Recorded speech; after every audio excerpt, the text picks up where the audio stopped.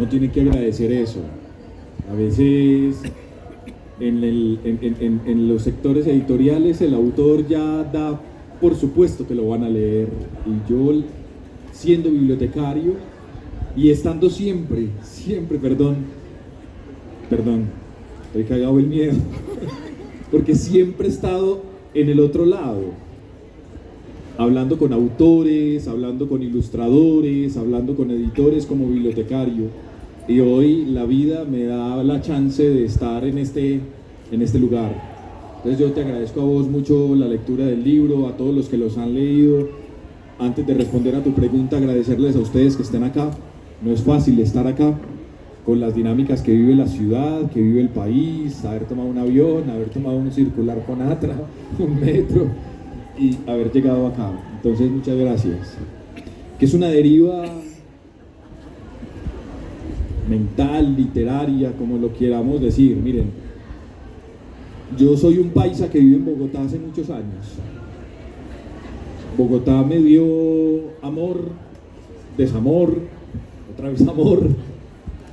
Bogotá me ha dado libros, me ha dado amigos, desamigos, porque enemigos no sé si haya. Me ha dado colegas.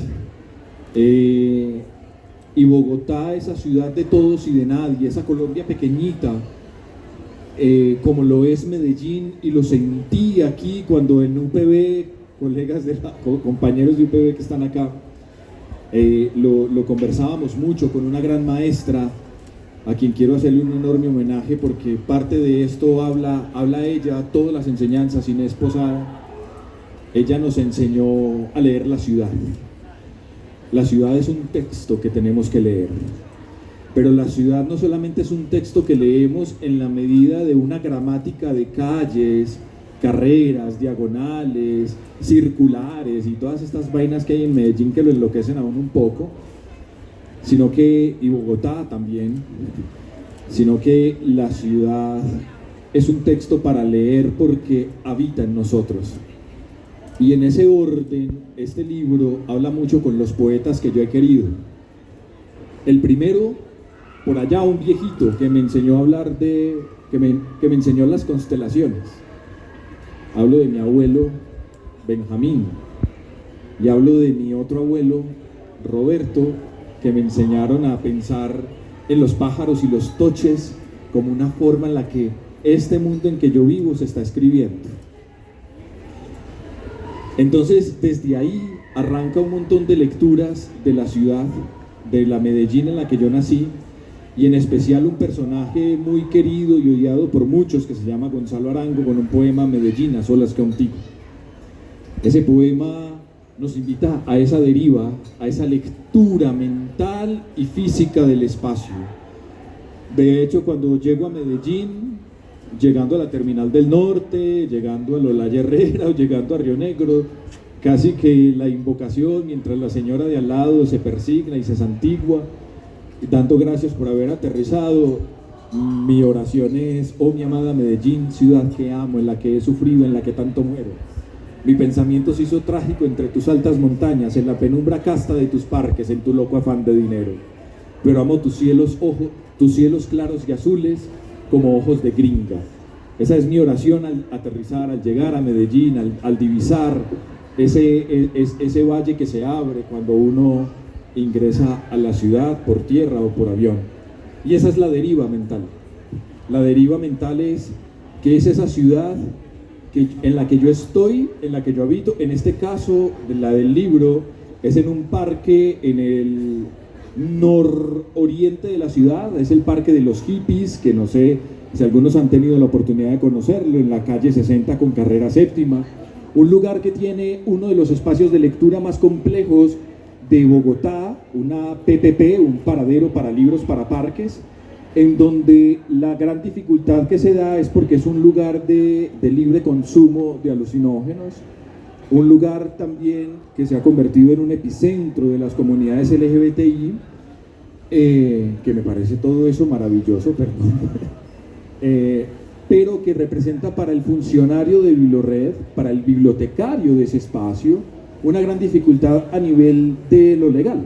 ¿cierto? Porque pues él tiene que hacer primero una verificación, si encuentra un elemento sospechoso, tiene que avisar a las autoridades de policía, y visitando ese parque en un momento de desparche, aparece un graffiti que el graffiti tiene esa gran facultad, gracias a los estudiantes de mayo del 68 en París, de darnos muchas cosas para pensar, y es cuando lees. Leer es como besar, cuando lees se te nota en la lengua. A raíz de esa frase tan contundente, comienzan todas las ensoñaciones al estilo de Bachelard y repercusiones. ¿Qué pasa aquí? ¿Qué pasa allá? ¿Qué pasa con esta ciudad que huele a meao, que huele a caca, donde los travestis corren, donde los marihuaneros no les da miedo esconderse, donde a unas cuadras están tratando de definir si va a haber justicia para la paz o no? Y todo eso comienza a repercutir en la cabeza para construir una especie de, qué sé yo, crónica, qué sé yo, pregunta, qué sé yo, poema en prosa.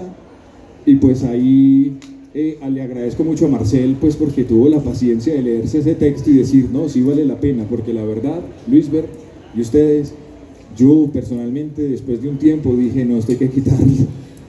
Pero ahí quedó, y es la invitación, vivir esta ciudad que tanto amamos, con Aranjuez, Manrique, Villahermosa, El Salvador, Las Palmas, las Torres de Bomboná, todo eso tiene que hablar en nosotros, porque de lo contrario, el vivir en este espacio se nos va a quedar como simplemente morar, simplemente estar ahí.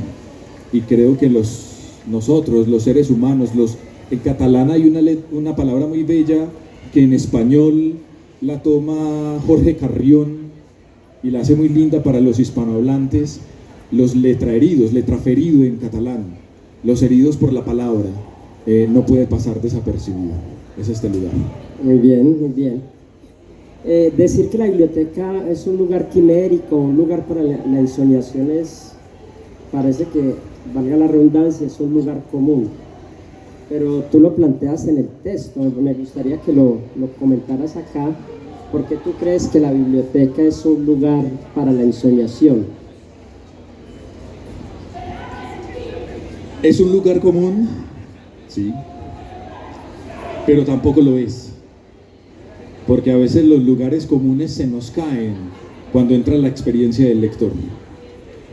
Y si bien en el último texto hablo de la lectura de la ciudad, la biblioteca también es un espacio para leer. ¿Qué es la quimera? La quimera, pues inmediatamente uno relaciona el mundo griego, ¿no? Es ese personaje mitológico, con una mezcolanza de animales, ¿cierto? Que perdón, pero ahorita la cabeza se me va, ¿cómo es que está compuesta la quimera? Para no confundirla con el grifo. Pero la quimera,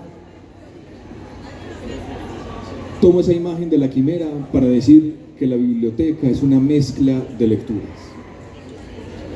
La biblioteca es una mezcla de lecturas. Este libro en últimas es algo, aquí a los asistentes, es algo que yo responsabilizo en gran medida aquí a este señor, porque cuando yo era auxiliar de biblioteca en Confenalco nos habló de una cosa que para mí fue que se llama la autobiografía lectora.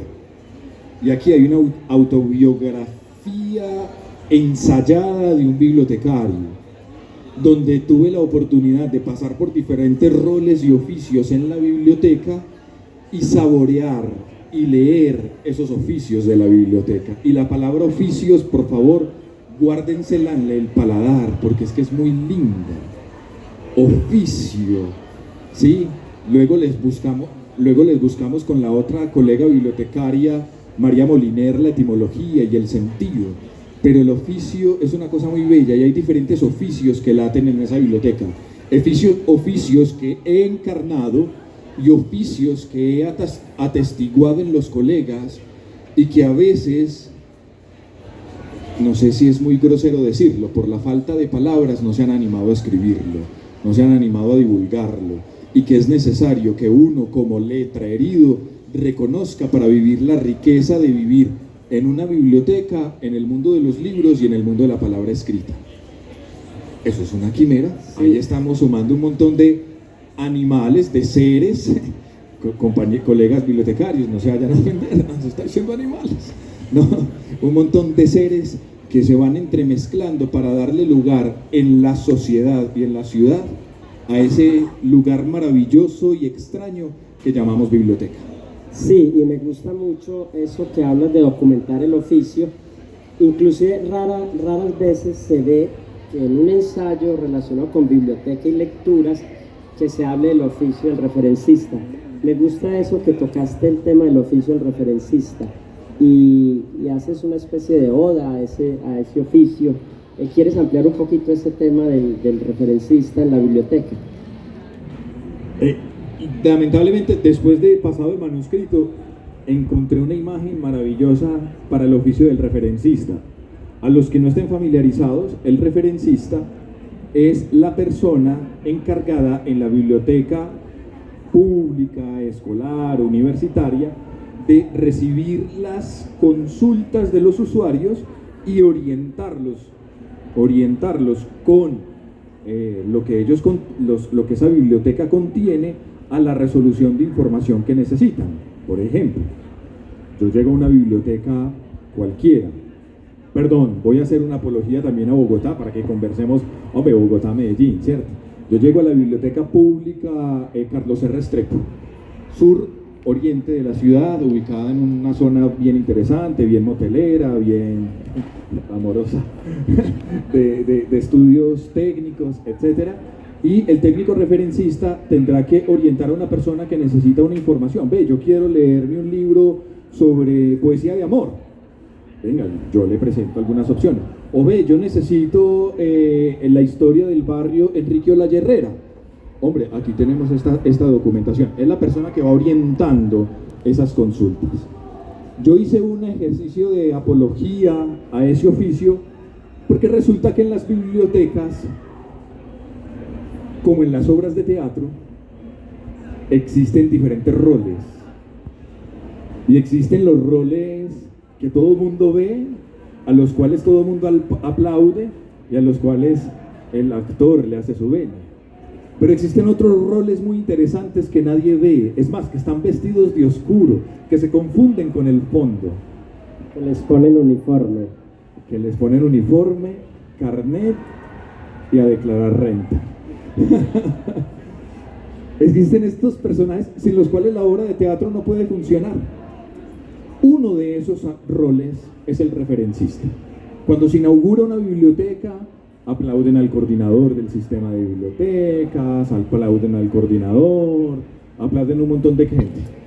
Pero ellos son los que están subiendo y bajando el telón. Ellos son los que están montando y bajando la escenografía.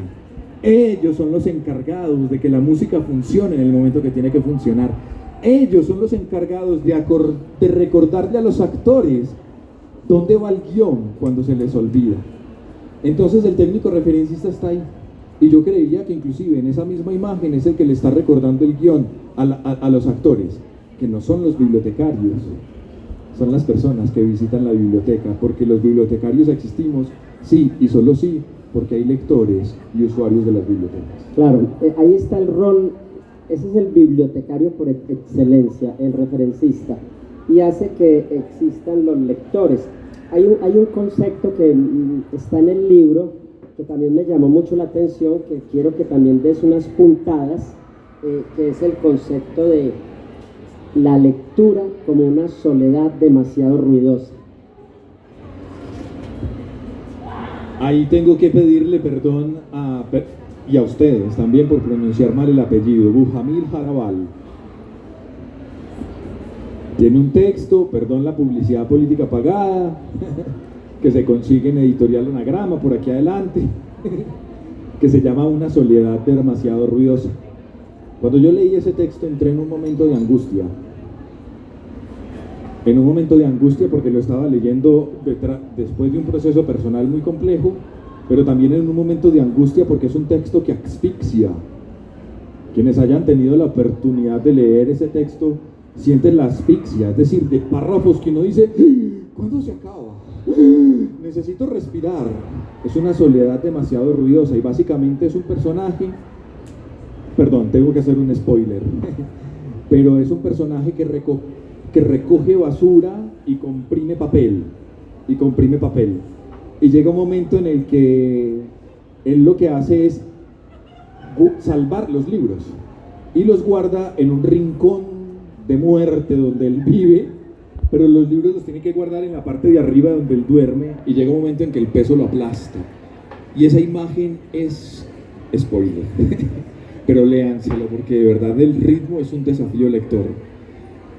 Y yo sentí que en cierta forma a veces eso pasa con los bibliotecarios. Los ritmos en las bibliotecas públicas son demasiado rápidos, demasiado inmediatos, demasiado a veces irreflexivos, porque es una cuestión de que hay que hacer rápidamente. Y la palabra, que es a la que nos debemos, nos termina aplastando. Las colecciones, que es a lo que nos debemos, nos terminan aplastando, porque llega un momento en que es tanta simultaneidad que no alcanzamos a reconocer esa colección. Y ahí está el bibliotecario, pensando, la imagen que se maneja en el libro es como, ¿te vas a dejar aplastar o vas a tratar de vivir con ese mundo de cultura escrita, con ese tejido? En la Feria del Libro de Bogotá pasada tuvimos la bella compañía de Irene Vallejo, que eso es lo que nos recuerda con su libro El infinito en un junco, ¿no? Un texto es un tejido, pero hay tejidos que nos dan vida, pero hay tejidos que nos pueden matar, el cáncer, ¿no? Entonces eso es una cosa muy interesante para que los bibliotecarios lo saboreemos, y eso constituye hacer el oficio, saborear todo eso. Antes de que se me olvide, en la parte final de este auditorio van a encontrar este precioso libro, solo 30.000 pesos, y les encimamos la firma de nuestro autor, nuestro entusiasta autor. Gracias a EAFIT por esta posibilidad en todo caso. Bueno, hay un asunto que a veces no se atreven a darle muchas vueltas en los textos, pero que es estrictamente necesario, porque no es solo en el oficio del bibliotecario, sino que en casi todos los temas del sistema del libro y la promoción de la lectura, que tiene que ver con la selección. Tú hablas de la selección aquí como una limitación del universo. Los bibliotecarios lo hemos pensado siempre así, pero tú te recreas y le das muchas páginas a este tema, e inclusive se incluyen asuntos como la censura, por ejemplo, y una censura a veces velada que no percibimos, como es que a la misma biblioteca llegan ya los libros censurados por X o Y motivos, incluyendo los del mercadeo, ¿cierto? Eso no lo tocamos nunca los bibliotecarios, nunca se nos había ocurrido decir eso. Hoy lo estamos diciendo en este libro, lo estás diciendo tú en este libro. ¿Por qué esa preocupación tan grande por ese universo limitado, o esa limitación del universo mejor? Eso es una de las cosas más lindas que existe a la hora de pensar. De hecho, el libro hace un juego, y la palabra selección de colecciones, que es en lo que yo trabajo, hago un juego gramatical, y es que la S la encierro en un paréntesis y dejo resplandecer la palabra elección, y de una me paso de los terrenos que no son míos. Yo no soy bibliotecólogo y respeto profundamente ese oficio y esa carrera y esa profesión. Yo soy un licenciado en Filosofía y Letras y un promotor de lectura. Hacia mis colegas en Bogotá les der cólera que uno diga promotor de lectura, porque ahorita el énfasis es la mediación de la lectura, y esa discusión no la voy a dar. Al encerrar la palabra selección en un paréntesis, resalto el asunto de la elección, y la elección inmediatamente nos traslada a los terrenos de la ética. Quien selecciona libros para una biblioteca está haciendo una apuesta ética. Quien está seleccionando libros para una actividad de animación o de mediación o de promoción de la lectura, como la quieran llamar, según el alcance de la actividad, está haciendo una propuesta ética ¿Por qué? Porque yo te estoy dando palabras para que dinamicen tu vida. Hoy tuve la oportunidad de hablar con los estudiantes de 10º y 11, y en últimas, el gran asunto es que leemos y acudimos a la ficción o a la no ficción para darle sentido a esta vida que vivimos. Y para muestra, un botón. Las moneditas que tenemos en el bolsillo son una gran ficción y nos dan sentido porque uno dice, tengo para el pasaje, ¿cierto?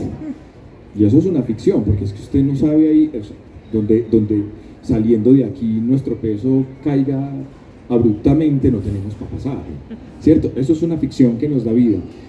Y ahí está el asunto del seleccionador, un oficio sumamente solitario, un oficio sumamente complejo, porque a veces en las bibliotecas, como en un escenario de teatro, los importantes son los actores, los que podemos ver, pero a veces los que no se pueden ver pasan desapercibidos, y ahí está el seleccionador, completamente desapercibido, analizando, remando en un mar de tinta, que esa imagen es de Gabriel Said, el gran ensayista mexicano, ¿sí? Remando en un mar de tinta para tratar de elegir una cosa que me perdón, hago un homenaje a un amigo que ya se me fue, fan de Gloria Trevi. Lo deja uno más turbado que nunca, ¿sí? Y es el tema de elegir el libro apropiado. Dice Joan Carles Melic, elegir la lectura apropiada para el momento apropiado, eso es lo más difícil, y esa es la apuesta que hace un seleccionador de colecciones, ¿sí? Elegir entre todo este mar de libros que tenemos en esta fiesta, esos libros que van a servirle, que van a potenciar. Y ustedes lo viven constantemente, cuando llegan a un stand y le dicen a uno de nuestros queridos amigos, aquí nos acompañan algunos que están en el sector editorial, mira, necesito un libro para un niño de 3 años que le gusta tal cosa, apostarle a eso. ¿Y eso qué implica? Delimitar. Y así funciona nuestro pensamiento. Cuando hacemos trabajos de investigación en la universidad, en lo que sea, lo que tenemos que hacer siempre, y a veces eso es lo que nos cuesta con nuestros asesores de tesis, de trabajos de grado, es limitar la pregunta. ¿Cómo hago que esta pregunta sea encajable en el tiempo, con los recursos que tengo para los destinatarios que he elegido? Y eso tiene que hacer un seleccionador de colecciones. Y eso implica muchas cosas, muchos conocimientos a priori, muchos conocimientos no vistos del mundo de las bibliotecas, en qué proyecto editorial me ubico, en qué filosofía institucional me ubico, pero también en qué ofertas me puede proveer el sector editorial. Entonces por ahí nos vamos moviendo en esa limitación. Pero en todo caso, el libro te da solución a esa problemática. Tú aquí estás planteando el problema, pero el libro nos hace una invitación a cómo combatir esa soledad, a cómo los famosos comités de selección, los famosos lectores con los que uno conversa. Y me llama la atención otro tema que a uno a veces se le olvida, porque a veces los bibliotecarios somos muy cándidos y de pronto no entramos en unas discusiones por no parecer censuradores, pero valdría la pena meterlo en esas discusiones. Son los famosos libros censurados socialmente por causa de los escándalos de los autores. Por ejemplo, hay un caso muy claro, Gabriel Mecenet, que es que lo denuncia esta escritora Vanessa Springer en un libro de El consentimiento, que ella cuenta en ese libro cómo él la abusaba de ella desde que era niña, ¿cierto? Ese autor fue vetado, y yo veo ese libro tranquilamente en las bibliotecas. No sé si es bueno o sea malo, pero valdría la pena que se hagan las discusiones y los foros para que se frenen ese tipo de pedofilias y de cosas así, u otros que tendríamos que revisar hasta qué punto aceptamos la censura. En Barcelona le hacen censura a Caperucita Roja. En Estados Unidos hace 2 meses sacaron el códex de libros prohibidos para las bibliotecas públicas de ciertos estados en la Unión Americana. Sí, sigue eso. La discusión, por ejemplo, con Celine, que tiene ese maravilloso libro de Viaje al fin de la noche, pero como es nazi, era nazi, pro-nazi, etcétera, entonces no se conseguían las bibliotecas, no permitían que estuvieran las bibliotecas, pero ahora es una obra maestra. Es decir, tú pones esa discusión en el libro y a mí me parece muy importante que se mantenga, es decir, que esos autores censurados por lo social por lo menos se discutan en los comités. ¿Tú qué quisieras agregar a esa temática? Porque es muy delicada, me parece a mí. Absolutamente. Para acá. Y lo primero que hacen los bibliotecarios, porque este libro no solamente está escrito para bibliotecarios, también está escrito para maestros, ¿no? Maestros escolares. Y maestros bibliotecarios, como lo mencionas ahí, ¿no? Y maestros bibliotecarios también, que son los bibliotecarios que se encargan de las bibliotecas escolares. También está escrito para ellos, colegas que aprecio mucho. A veces uno no propone un libro por evitarse el problema. Y acabaste de tocar asuntos de censura moral, pero también existe una censura epistémica. ¿Yo para qué voy a poner a leer ese libro si eso es tan enredado para los muchachos? ¿Yo para qué le voy a proponer? Miren, una de las cosas más lindas que me ha pasado a mí en Biblored, bueno, me han pasado muchas. Eso lo conversamos después con un aguardientico, con un 11 letras. Pero una de las cosas lindas que me ha pasado a mí en Biblored es ver cómo las dinámicas de la vida, cómo la vida misma habla sobre los prejuicios. Acabé de mencionar la biblioteca Carlos R. Restrepo, una biblioteca ubicada al frente de una plaza de mercado popular de Bogotá, en una de las zonas moteleras de Bogotá, en una de las zonas de la marroquinería de Bogotá y en una zona de los institutos de educación técnica de Bogotá, encabezado finalmente por el SENA sobre la carrera 30. Muchos de ellos consultan ese escenario bibliotecario. ¿Y saben cuál es el tema que más solicita esa biblioteca? Filosofía.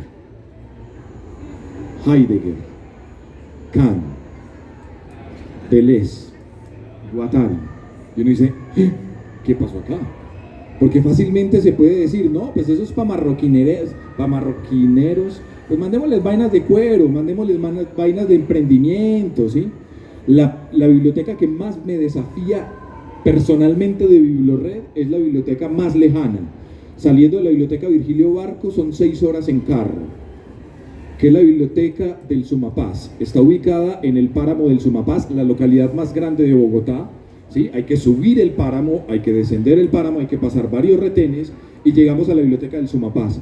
La biblioteca que más solicita pedagogía crítica es Sumapaz. Y uno dice, hombre, si allá siembran papa, allá hay más vaquitas, ¿sí? ¿Para qué le vamos a mandar libros de piña? Pues, obviamente no le vamos a mandar, eso sería absurdo.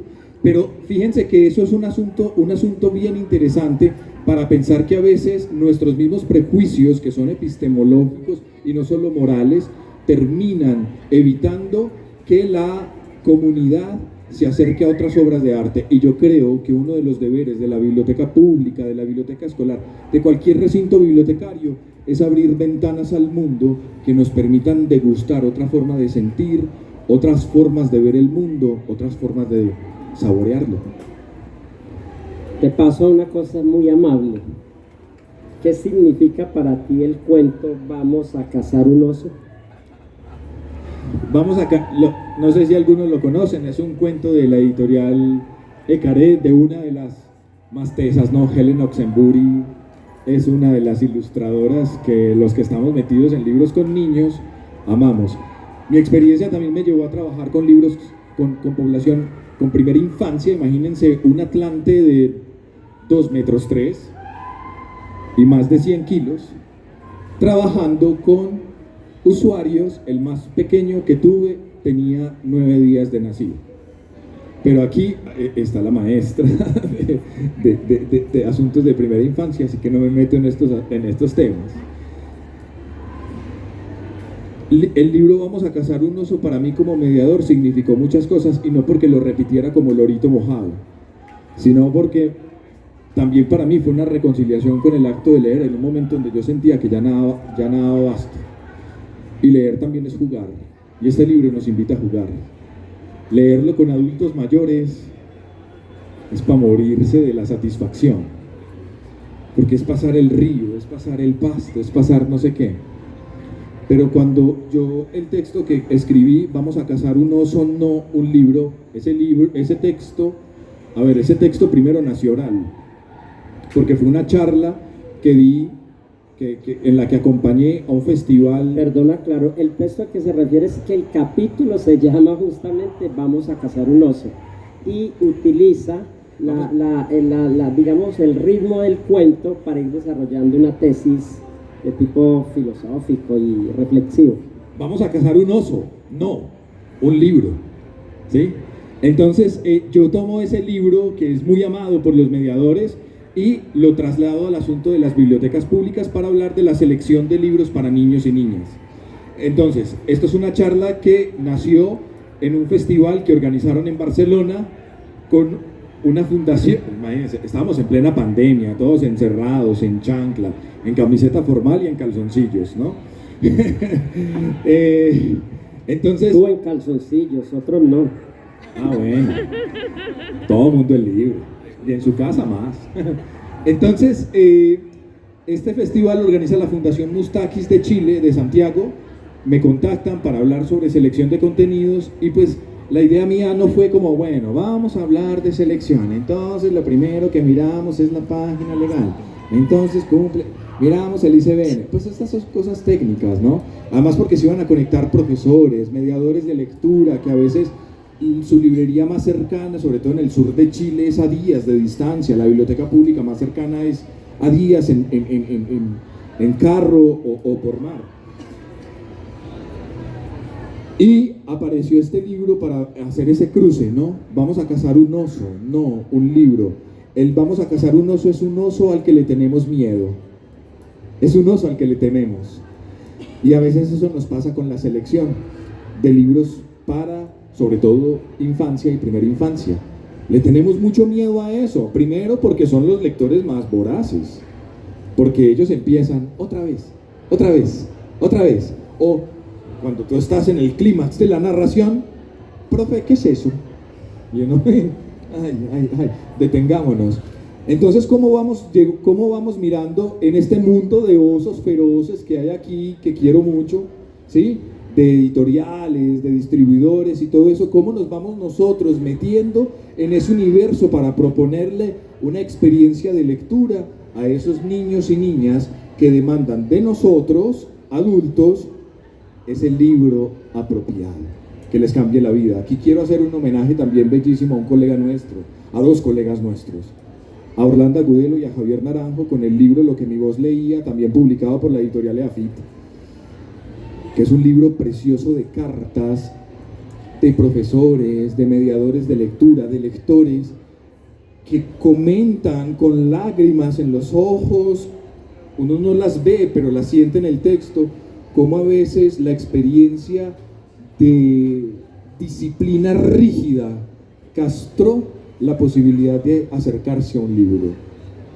Y yo creo que eso no debe ser así, porque ahí sí, bueno, en muchas cosas le hago caso a Borges, pero en esta principalmente, un libro y la literatura deben ser una experiencia de la felicidad. De lo contrario, hay muchas otras. Muy bien.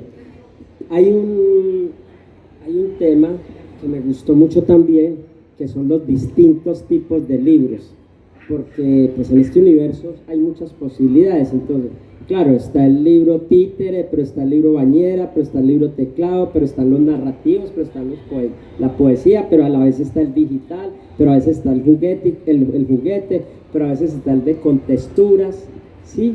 Pero luego está el informativo. Es una taxonomía que no tiene miramientos, simplemente es esto existe, esto lo pongo y esto lo explico, ¿sí? ¿Qué objetivo tenía presentarle esto así a nuestros lectores? ¿Qué quería regalar? ¿Qué quieres regalar ahí? Esa taxonomía de libros está incluida dentro de Vamos a cazar un oso, no un libro. Es como la parte final que termina con una serie de recomendaciones. ¿Qué pasa? Que hay muchas personas que con su buena fe quieren mediar la lectura con diferentes lectores, pero no saben en qué mundo se metieron. Y en ese mundo en el que se metieron hay muchos hitos, calles y carreras, ¿no? sigamos leyendo la ciudad. Y esas calles y carreras son el libro en cartoné, son el libro no sé qué, el libro para la bañera, el libro en texturas, el libro álbum, el libro informativo. Y esto simplemente lo que se propone para estas personas que no están relacionadas con ese tipo de formatos o que saben que existen pero no saben cómo llamarlos, pues se familiaricen con ellos y hagan conciencia de esa tipología del libro a la hora de elegir. Ahí nació eso. Y esa es la parte así como, ay, densa, aburrida, lo que sea, pero es muy chévere cuando uno va visitando los stands de una fiesta como esta y va diciendo, hey, qué bueno, existen estos libros. De hecho, podríamos hacer esta taxonomía con otras editoriales. Aquí nos acompaña el editor de una editorial que quiero mucho, que es Atarraya, ¿sí? Que propone unas cuestiones que desafían al lector diciendo, vaina, ¿y este libro qué es? Y cuando esos libros aparecen, creo que el mundo resucita porque como que hay algo que no funciona y hay algo que le debo prestar atención. Ahora, si tienen alguna pregunta, ahora les voy a dar la oportunidad para que las hagan. El regalo de los libros que tú pones para el seleccionador me gusta mucho, es un referente increíble. Tenemos a Alejandro Magallanes, tenemos a Anthony Brown, tenemos a Antonio Orlando Rodríguez, Sergio Andricaín, Antonio Rubio, David McKee, David Shannon, Adipacho. Bueno, hay un regalo muy bueno ahí y de cada autor hay varios ejemplos en ese sentido. ¿Cómo llegaste tú a estos libros? ¿Llegas por coincidencia? ¿Te los van recomendando? No, llegué por culpa tuya, llegué por culpa de mis compañeros en Confenalco Antioquia. Esa pregunta la hice para que dijera algo mío. Bueno. Llegué por culpa de mis compañeros en la Red Distrital de Bibliotecas Públicas de Bogotá y como nos quedan 2 minutos abreviaré, porque llega ahí también por un camino como lector. Porque para mí la literatura infantil, que yo no sé ya si llamarla así, los libros para niños se convirtieron en una de mis lecturas preferidas, y no porque, hombre, ya no me da la cabeza para leerme un libro para adultos, sino porque encontré en esos libros una complejidad que ha llenado de belleza mi vida, mis relaciones, mis entornos, ¿sí? Entonces ahí hay solo una pequeña muestra de libros recomendables, pero hay muchísimas más, y creo que traté de ser justo con lo que pude rastrear, con lo que no hacen nuestros amigos en Miami con la Fundación Cuatro Gatos, con lo que hacen nuestros colegas en la misma Bogotá con Fundalectura, lo que hacen nuestros colegas en España con Bucolia, con Babelia, se me fue el nombre de este blog que recomienda libros infantiles. Entonces creo que ahí hay un asunto donde también es interesante para que nosotros mediadores, nosotros seleccionadores, nosotros bibliotecarios, maestros, padres de familia que queremos poner en manos de un niño un texto, no nos sintamos tan solos. Me gusta mucho el tema de las máscaras del bibliotecario. Las máscaras del bibliotecario, y ahí planteas cuándo nace un bibliotecario. Quiero, para que tengan más o menos el tono del libro, ¿cuándo nace el bibliotecario?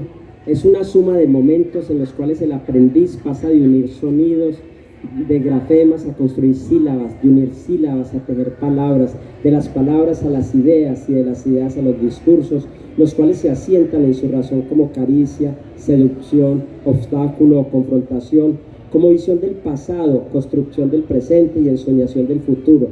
Ahí encontramos un posible momento de su nacimiento. Tú nos estás echando, ¿cierto? Entonces, tocó cerrar. Ya, no tengo ni 5 minutos, ok. No quiero ser cansón, pero a la salida están vendiendo el libro de nuestro gran autor, Juan Camilo Tobón. Aquí lo tienen, es un ejemplar muy bello, 30.000 pesos, y créanme que es un buen libro. O sea, de lo contrario le hubiera dicho a Camilo que estoy de viaje y no le hubiera aceptado su presentación. Camilo, muchísimas gracias, hermano, por darnos este regalo en el universo. Repito, no solo a los bibliotecarios promotores de lectura, es ese tipo de libros que hay que tener en casa, en todas las casas, así sea por cultura general. Así que nada, les doy las gracias por acompañar a nuestro Camilo y a la Biblioteca Pública Piloto y a FIT también por invitarme. Y bueno, espero que les pueda firmar buenos libros. Yo quiero, ya cerramos, y quiero agradecer enormemente a vos, Luis Bernardo, por esa lectura, justamente que me da pie para lo que estoy pensando desde hace rato, con estas señales, subrayados y cosas que me parecen muy interesantes. Quiero agradecerte a vos, quiero agradecerle a FIT por la confianza que me dieron después de todos estos años de trabajo, porque este libro ha sido un producto, como dice Emilio Lledó, un filósofo español. Los libros, como el vino, están hechos de tiempo y silencio, y esto fue este libro. Mucho tiempo, mucho silencio, mucho pensar. Y en últimas, hay alguien que no está aquí, pero al quien le quiero dar el completo agradecimiento, que es Rubén Darío Vasco, quien es el personaje, el librero de AFIT. Y en el libro hay un homenaje a los libreros, porque es un oficio que a veces desdeñamos mucho los que estamos en el mundo de la academia, de las bibliotecas. Desdeñamos mucho de los libreros. Oiga, y los libreros son unos maestros maravillosos. Y él fue una de las personas que me animó como, parce, páselo. Bueno, y hay muchos rostros más que ahí se suman, que si no la lista sería más larga que una película de Marvel, y qué pereza, ¿no? Vale, muchas gracias entonces y mucha suerte.